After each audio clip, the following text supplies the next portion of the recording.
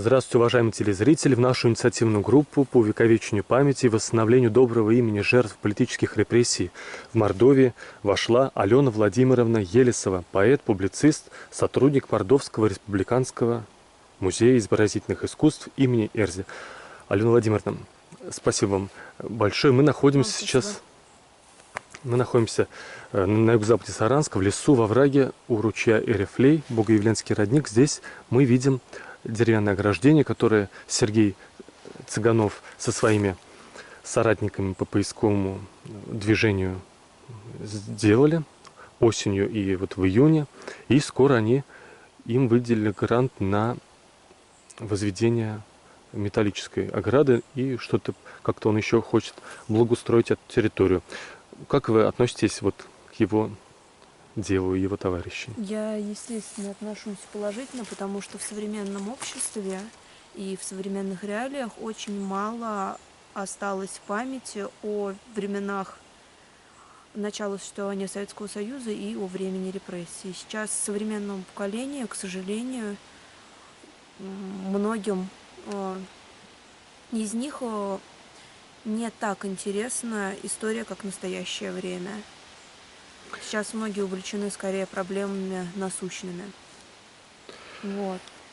Я не могу не относиться положительно, потому что я сама занималась проблемой исторической памяти войны, памяти репрессий в том числе.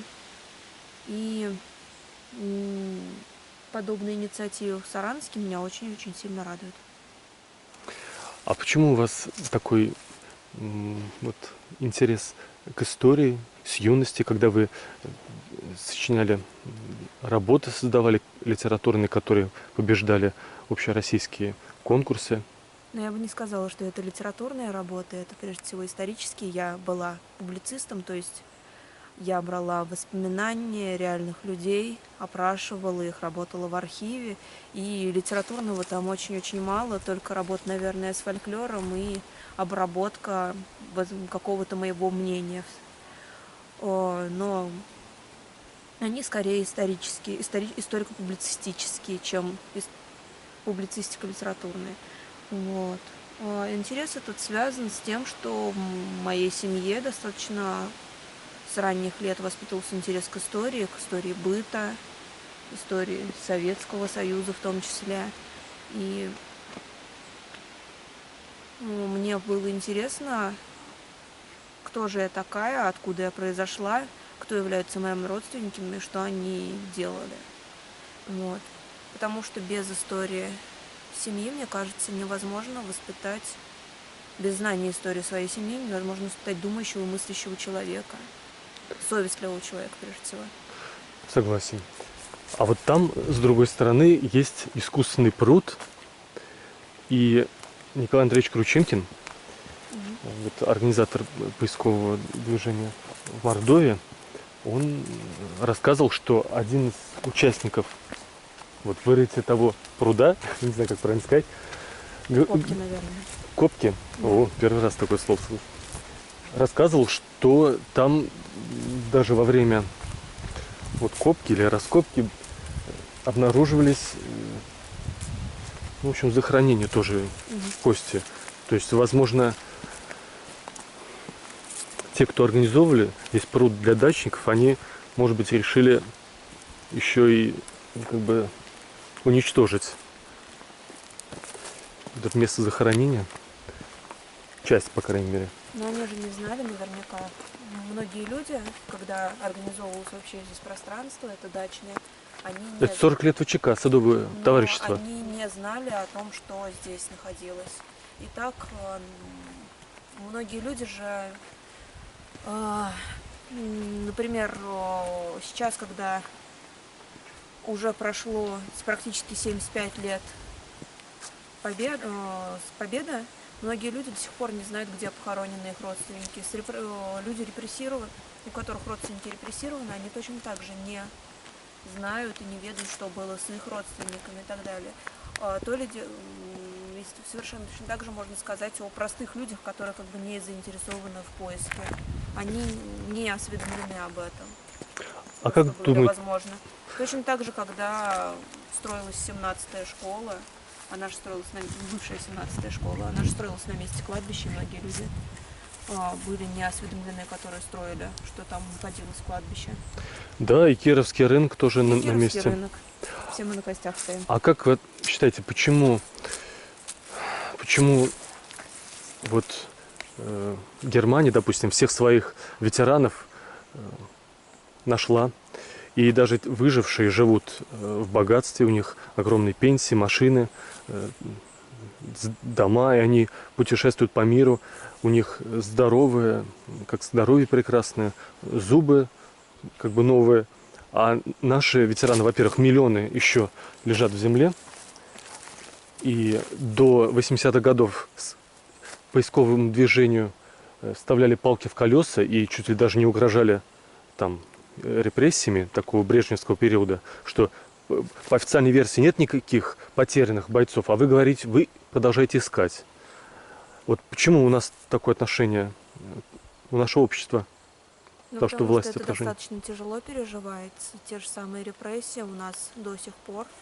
Неоднозначная политика по отношению к людям, которые репрессированы. Сейчас я скажу, 2011 года начали закрываться архивы по отношению к, например, я искала газеты 30-х годов, начиная с 35-го года газеты были уже засекречены, то есть я не могла. Последние газеты, которые у меня были за 30-е годы, каждый год поднимала газеты, обычные сельские газеты, и они были уже засекречены, хотя это обычные газеты, например. Вот. И точно так же у нас отношение к ветеранам, но мы не можем сравнивать Германию и нас, потому что, во-первых, разное экономическое у нас состояние у стран, разное пространство, и у нас многие моменты, они не обозначены официальной политикой. То есть мы в качестве репрессии у нас это достаточно тяжело переживается, потому что у нас нет официального мнения о том, кто хороший, а кто плохой. Иногда были те люди, которые сами репрессировали, сами отдавали приказы о расстрелах, исполняли их, а потом уже были непосредственно и репрессированы. И непонятно, как относиться к таким людям. Для многих окружающие еще не решили, как к этому относиться. Многие же даже не осведомлены. У нас проблема с сохранением именно исторической памяти, историческим знанием. У нас, мне кажется, это еще идет с школы, когда люди учат даты, что в таком-то году был то-то и то-то и то-то, и на какие-либо события у нас дается буквально строчка. То есть плюс еще в нашей стране очень тяжело переживается позиция военная. То есть у нас есть праздник Победы, но до сих пор у нас какие-то горестные моменты, их стараются не поднимать. У нас какие-то вещи, которые были не парадными, их сейчас стараются опускать, что неправда все то, что вы говорите, что у нас все кричали «Ура за Родину, за Сталина!» и шли в бой, что не было ни дезертирства, ни... Точно так же, когда Гранин писал блокадную книгу, там же ему вставляли очень сильные палки в колеса по поводу каннибализма того же самого и различных проявлений. Суслов очень много у него цензурно вырезал Там фрагментов, очень много вырезано было, чтобы не да. позорить ленинградцев. Потому что правдой. образ города-героя, образ у нас страны-героя, мы все превозмогаем, но И образ руководства города-героя. какой ценой это нам достается, у нас это опускается. Есть минута молчания, когда мы поминаем весь этот подвиг, всех павших, но у нас нету минуты гласности, которая обсуждает, какой ценой нам это далось. А вот еще все страны, у которых были пленные, в том числе во Второй мировой войны, когда они вернулись, этих пленных сделали героями, их наградили разными вот знаками почета, а у нас миллионы людей отправились в лагеря только за то, что они по вине, как сказать, бездарного сталинского руководства массово попали в плен. Но эта проблема тоже у нас стоит. И мы стыдимся до сих пор. И мы стыдимся до сих пор, мы считаем их предателями. Да.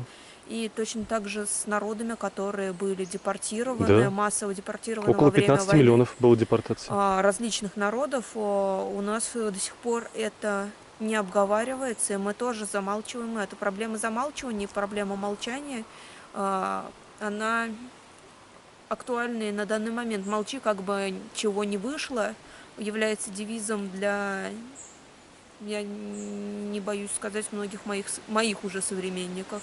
Возможно, это уже в генетической какой-то памяти, когда если ты промолчишь, тебя это не коснется. Но молчать, мне кажется, это не является выходом из сложившейся ситуации. И А может, это безответственность нашего общества, а не генетическая память? Может, это нежелание брать на себя ответственность за правду о том, что власть-то государственная совершала ошибки, значит, не во всем она всегда права, а значит, надо взять на себя ответственность за то, чтобы сказать, власть совершала преступление, а это уже риск. Но это сейчас и лежит в разрез с официальной политикой, которая идет о победе. Это будет очень тяжело признать. То есть это не генетика, а чисто вот рациональный расчет наших современников. Ну, как мы можем сказать о том, что современные люди молчат о каких-либо событиях тоже, которые не те, которые жили во время репрессий, которые молчали, пока их соседей увозили, которые молчали, пока их близких забирали. Алена Владимировна, вот я, знаете, не согласен. Не молчали, поднимали руки. На всех собраниях все поднимали руки. В разговорах с соседями не осуждали. Значит, публично, сидя на работе, не осуждали, поддерживали. Потом были выборы в учредительное собрание, голосовали за социалистов, которые говорили отобрать у богатых и разделить бедным, врагов народа уничтожить. Это не молчание, это активная поддержка. Были люди, я смотрела газеты, которые писали доносы непосредственно уже в газеты, подписывали. А это еще лучше. Да. Пионер, крестьянин. И я лично видела эти доносы. То есть люди, они не могли сказать в лицо какие-либо претензии, им было намного проще устранить таким образом человека, и это тоже давало свои плоды. Когда все единогласно поднимали руки, что люди отказывались от своих отцов, от своих матерей, называя их врагами народа, и они были согласны, что вот мой отец враг народа, и я отказываюсь от него. Писали письма о том, что я такая-то, такая-то отказываюсь от моего отца, который был там священником или был кулаком и так далее, что я к нему никакого отношения не имею. Кто-то писал это из соображений безопасности, кто-то писал это реально веря в то, что социализм не может давать ошибок, и то, что люди реально верили, многие реально верили, но были и те, которым было проще промолчать и быть согласными со всеми. А еще был такой случай, тоже недавно прочитал, в дверь постучали ночью, и зашли сотрудники НКВД, и сын молодой, видимо, у которого, может, с отцом отношения, как у подростков, разные бывают, он подошел к своему отцу и говорит: отец, вставай, ты оказался сволочью, за тобой пришли. А оказывается, это НКВДшники пришли к семье, которая снимала у них комнату в квартире. То есть, ну я вот к чему, что до гитлеровского периода все-таки мировое общество в мире считало, что германский народ очень высококультурный, добрый, показывает образцы нравственности в своей литературе, в опере, а оказалось вот какая есть в этом народе. Но нельзя же судить всех по нескольким людям, которые не все же придерживались официальной политики. Не все же те люди, которые шли воевать, хотели идти воевать. У них же тоже стоял выбор: либо идти в лагерь, в концлагерь, потому что они дезертировали, либо идти на войну, где они какой-то имеют почет, и если они погибнут там, их родственникам будет какое-то повышенное внимание, и как бы они сохранятся в своих правах. Правильно, но часть германского общества многомиллионная оказалась вот такой. И в нашем обществе многомиллионная часть, а если считать тех, кто голосовали на выборах в учредительное собрание, это же там десятки миллионов за социалистов. В Москве, в Петербурге больше 50% голосовали прям за большевиков конкретно. Но вы И, чуть раньше период берете. то есть они проголосовали за то, чтобы террористы и вот грабители, которые отбирают имущество, пришли к власти. То есть, и вот они получили 40 лет, вот до смерти Сталина, это и было, за что проголосовали люди. Террористический, такой грабительский режим. Отбирать собственность, разбивать семьи, уничтожать всех инакомыслящих. Значит, косвенная, частичная вина идет и на тех, кто проголосовал за социалистов, как вы считаете? Но люди не Массово. всегда осознавали, что они...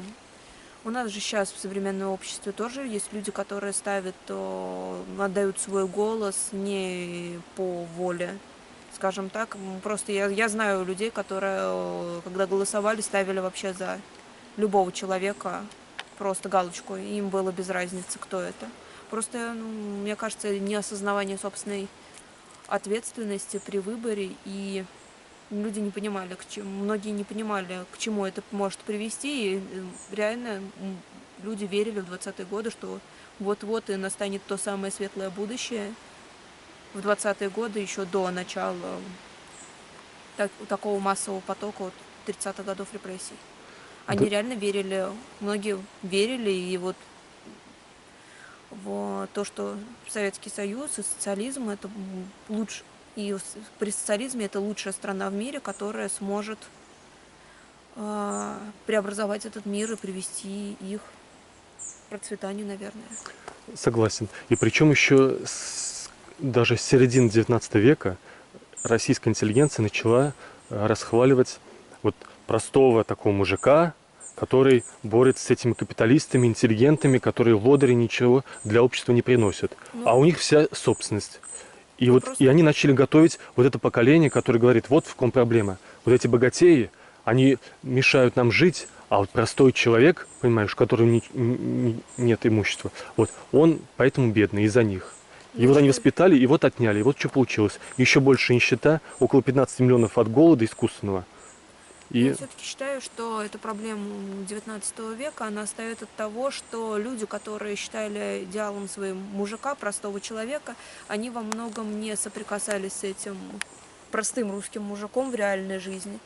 По-моему, Тургенев писал о том, что дворянство, которое верит в идеал мужика и которое его пропагандирует, оно не встречалось с ним, за исключением своих нянек, мамок и дворовых лакеев. Что мы, естественно, зачастую идеализируем либо то, что прошло, либо то, с чем мы не знакомы, мы с чем постоянно не сталкиваемся. Народовольцы многие, я не помню, воспоминания я читала девушки, которая поехала учителем в школу, работала учительницей, и она писала о невыносимой грязи, смраде, от бедности и пьянстве. О том, что как обстоит вот этот вот деревенский быт, как у Чехова, по-моему, было про вот это вот темное крестьянство, которое не было осведомлено, и идеализировали его во многом из-за того, что не были знакомы с ним достаточно близко, я считаю. Да, я тоже вот это пережил в своем личностном развитии. Тоже у меня было представление, что есть там идеальные люди, рабочие, читал статьи об этом, книги даже, организацию возглавлял. А потом, когда реально столкнулся с ними и понял, что вот эти представления, вот такие идеализированные о нравственности такого типа людей, они ошибочны были. А вот как считаете, может вообще история для этого и нужна, как наука, чтобы мы не повторяли ошибки прошлого? Если там более 80% населения страны проголосовало за тех, кто говорили отнять, поделить, отнять у богатых, вся вина, вся проблема общества в том, что у него есть богатые, а богатый не может быть честным, значит, нужно их разделить. Может, нам вот для этого история нужна, чтобы мы не повторяли таких ошибок, понимали, что это заблуждение? Есть замечательное высказывание Дмитрия Сергеевича Лихачева о том, что без памяти нет совести. Но, к сожалению, история цикличная. И многие вещи, они повторяются вновь и вновь. И, естественно, даже несмотря на то, что многие из нас будут знать, будут помнить, а, не дать повториться каким-либо событиям, достаточно будет достаточно тяжело и трудно, на мой взгляд, потому что многие исторические процессы, они запускаются вновь и вновь, только в немного другой видоизмененной форме и, может быть, в другом пространстве. Может быть, оно будет похоже не у нас, может быть, у какого-либо другого народа. И какие-то события, связанные, да, естественно, мы должны знать, хранить, помнить, беречь то, что делали наши предки, то, что совершали, знать историю своей страны, той местности, в которой мы родились, в которой мы выросли и которую мы считаем своим домом. Это наш святой долг, но я с точки зрения вот уже, наверное, повзрослевшего человека, я сейчас осознаю, что это очень-очень трудно не дать повториться каким-либо событиям. Да, тяжелый, но правда. Вот здесь мы видим еще очертания из такие изгороди захоронений. Всего, значит, здесь 7 расстрельных ям, около порядка 700 останков тел, по предположению тех, кто участвовали в раскопках в 2004 году. И скоро вот эти деревянные ограждения, они, видимо, превратятся в металлические, уже, значит, они будут многолетние. Потому что эти, они могли бы разрушиться, люди по ним могут ходить, здесь могут какое-то здание построить или под что-то. Я не думаю, мне кажется, здесь уже территория, которая надо охраняется, люди знают. И да вот не знаю, охраняется она или не охраняется. мне кажется, она должна охраняться, потому что в большинстве своем вот эти вот территории, на которых находились, по крайней мере в Москве, вот Бутовский полигон, они охраняются. И сейчас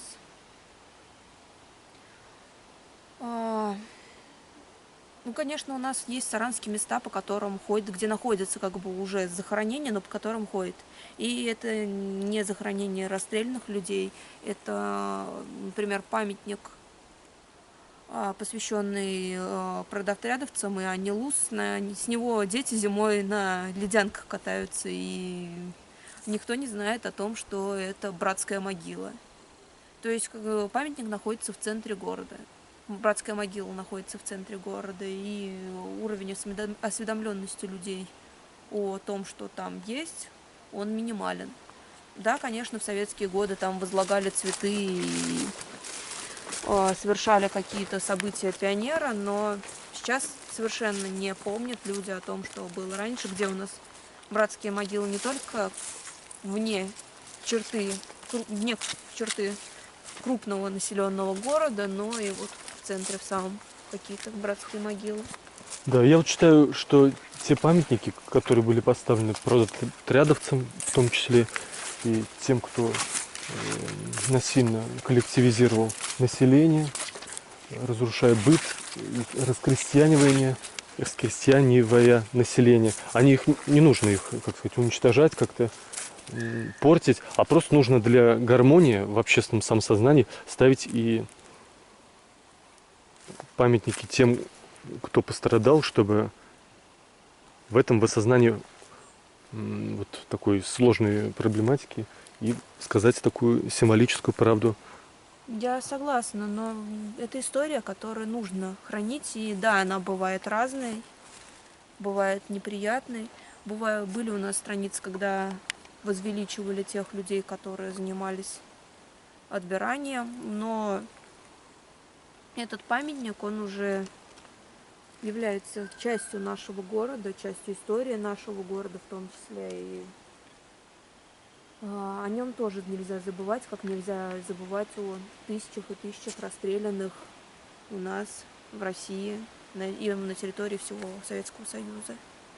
Как вы относитесь к тому, чтобы ежегодно проводилось поминальное мероприятие, посвященное памяти жертв политических репрессий, и вот, возможно, при возможности, если бы глава республики выступал с словами соболезнования семьям репрессивных? Ну, в Москве такие мероприятия проводятся, когда зачитываются имена тех, кто был расстрелян. Люди приходят к камню на Лубянку и зачитывают имена. А, Кто-то, возможно, будет зачитывать имена своих родственников, кто-то вообще чужих людей. И такие мероприятия, они привлекают не только людей старшего поколения, но и людей молодого. И я считаю, что такие вещи, они очень важны, но у нас сейчас очень мало информации вообще в республике, и очень тяжело проходит вот этот слом сознания о как раз репрессированных, и было бы очень хорошо, если бы в Мордовии появилось такое мероприятие. Но у нас место, если бы оно было бы проходило здесь, но здесь достаточно тяжело добираться, и люди, которые являются родственниками, да, они, конечно, могут добраться, но это не так легко. А в центре города я не знаю. Возможно, было бы лучшим вариантом. Теоретически автобусы для этого существуют. Вот в некоторых городах на автобусах раз в год возят. И, да, в Карелии тоже. Но в Карелии они семьями приезжают. Я не знаю, было бы, мне кажется, лучшей еще идеей. Это идея с последним адресом. У нас немного в Саранске осталось старых домов. Совсем немного. У нас, к сожалению, исторический центр. Он практически его и нет у нас. У нас дома, которые 30-х, 50-х годов, их очень-очень мало. Но было бы очень хорошо, если бы на них была табличка о том, что здесь жил такой-то, такой-то человек, и он был репрессирован в таком-то, таком-то году. То есть, что с ним произошло. И в каком... Да, это очень тяжелый процесс, когда идет согласование не только с представителями городскими, но также и с жильцами дома, все ли они согласны на размещение. Но я считаю, это было бы даже, возможно, эффективнее в плане популяризации памяти, потому что на мероприятия памятные не всегда могут добраться, а люди, которые проходят мимо домов, они видят, и, возможно, они заинтересуются и узнают, что же все-таки там было. А памятник в центре города, вот, допустим, у нас на Советской улице есть памятник тем, кто воевал в Великой Отечественной войне, в войне с Афганистаном, против Афганистана, в Афганистане в Первой мировой войне. А там, где дворец бракосочетания, там до 20-х годов стояла Владимирская церковь. Ее построили в 1817 году, недавно узнал, кстати, Бахмутов программу послушал, в память о погибших в войне с Наполеоном. То есть место как раз вот этот, посвященный вот мемориальным памяти народа. Если как раз вот в этом районе поставить памятник жертвам политических репрессий. Или, может быть, в другом. Ну, я считаю, наверное, все-таки в другом, потому что место достаточно насыщенное. Там еще недалеко расположен памятник ликвидаторам Чернобыльской аварии. Его никак еще до сих пор не поставят полноценный. Там такой маленький памятник в виде пирамиды, да, который, что здесь будет поставлен памятник, и его никак тоже не это огромное. Это тоже очень много людей пострадали. Огромный тоже пласт тоже из-за преступления истории, власти. И который тоже нельзя отрицать. И вот там памятник никак тоже не поставят. И место, наверное, очень, очень занятое памятниками у нас. Нужно, наверное, смотреть, может быть, какие-то места еще, возможно, предложить. Но у нас очень плотная вот застройка по городу, именно в центре, с памятниками. И не знаю, где даже возможно предложить нахождение его, чтобы это смотрелось органично. Это очень долгий процесс, и нужно над этим думать, чтобы место и совпадало по своей символичности и привлекало внимание. Вот самый простой вариант, как я уже говорила, это последний адрес, это наименее занимающий место, так сказать. А вот Виктор Борисович Махаев на научной конференции недавно предложил металлическую пластину в разных развитых стран мира, как сказать, вмонтирует в дорожное полотно, где НКВД, допустим, на Советской площади. В Берлине, да? В Берлине, такие есть. И там памятник в виде книг еще есть. Но есть очень интересный памятник, по-моему, в Будапеште, который выполнен в виде ботинок на берегу Это память о расстрелянных людей, которые расстреливали и сбрасывали, насколько я помню, я могу ошибаться, конечно, с городом, которых сбрасывали как раз непосредственно в реку. То есть пустые ботинки, это как ботинки вообще, это как предмет, который наиболее уникально, наиболее повторяет форму тела человека. То есть одежда, она не так, сидит не так. То есть обувь после длительной носки, она становится наиболее индивидуальной. Вот этот вот памятник, он вызвал у меня тоже очень большой эмоциональный отклик. Да, вот эти вот пластины есть, которые вмонтированы в пространство, но Советская площадь, не знаю, как вот с той частью, которая идет от администрации до, допустим, Дома Республики и Госсобрания, мне кажется, там не столь органично это будет смотреться. На какой-либо из улиц, возможно, это было бы неплохо, рядом с каким-то домом, возможно. Но на Советской площади я не вижу это, наверное, потому что это слишком имперское, большое вот это вот пространство, оно поглотит всю вот эту вот идею памятника. То есть люди, мне кажется, не будут так сильно обращать внимание. Может быть. А вот как вы относитесь к тому, чтобы открыть все архивы, связанные с репрессиями, в частности, чтобы вот такие места захоронения, которые случайно обнаружены в 2004 году, чтобы они все были обнародованы? Я отношусь положительно к идее открыть архивы, но это очень-очень тяжело. У нас политика сейчас государства идет в сторону засекречивания как раз. И найти что-либо, посвященное, достаточно тяжело. Это очень тяжелый, трудоемкий процесс. Я вот ранее говорила о газетах, говорила о людях, которых я искала. В том числе вот как раз какие-то вещи, они были засекречены. Я пыталась приказы обнародовать, причем приказы сельских советов, и я не могла найти, потому что мне это не давали на руки. Данные были засекречены. Да, информацию спасли от вражеской агентуры, чтобы она сельские приказы из них Но государственной это тайны. было закрыто, вот именно я сейчас, по-моему, год 2012-2011 это начали обратно закрывать. То есть газеты, допустим, они были обнародованы. Но это из моей личной практики. Да, и недавно стал известен указ президента, по-моему, что какая-то часть архивов связана или с репрессиями, или со Второй мировой войной до 2042 года засекретили.